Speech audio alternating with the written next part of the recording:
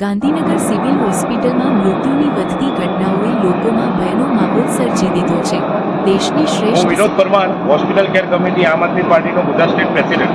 અત્યારે હું રાત્રે અહીંયા ઇમરજન્સી સેન્ટરમાં ઊભો છું, ઇમરજન્સી વિભાગમાં, ગાંધીનગર સિવિલમાં।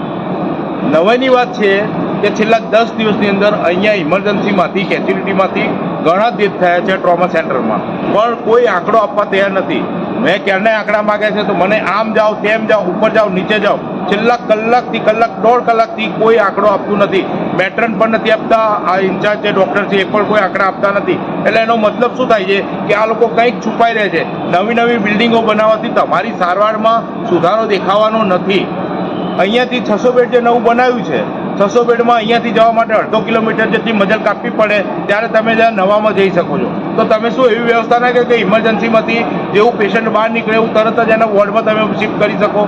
1/2 કિલોમીટર સુધી જવા માટે એને પેશન્ટને કંઈ બી તકલીફ થઈ શકે છે। ટૂંકમાં લાલિયાવાડી ચાલી રહી છે એ ફાઇનલ છે। હોસ્પિટલ અહીં તાત્કાલિક સારવાર વિભાગની અંદર પણ ઘણી બધી હાલાકી છે, સ્ટાફ ઓછો છે, આઈસીયુમાં સ્ટાફ ઓછો છે।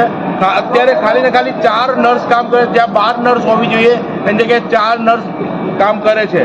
તો એમાં ડેથનું પ્રમાણ વધે, કારણ કે જે નર્સિંગની સેવા છે અને ડૉક્ટરની સેવા બે ઇક્વલન્ટ ચાલતી હોય જ્યારે ઇમરજન્સી પેશન્ટ આવતું હોય ત્યારે। તો આના મારે સરકારને ખાસ વિનંતી છે કે આ બીજા બધા જે ખર્ચા છે ખોટા વગર કામના કર્યા વગર આ જે પેશન્ટ માટેની જે કેરની જે સગવડ કરવાની હોય એની પર ધ્યાન આપો તો સારું। આ ગુજરાતની જનતાનું ભલું કરો। આ રીતે અમારે અડધી રાતે દોડીને આવવું પડે છે। ડૉક્ટર પણ સાંભળતા, ડૉક્ટરને બી આંકડો નથી કે પ્લસ સ્ટાફ પાસે બી આંકડો નથી, આંકડો લેવો ક્યાંથી? એટલે દરેક વસ્તુમાં ITI કરવી જરૂરી નથી હોતી। આભાર।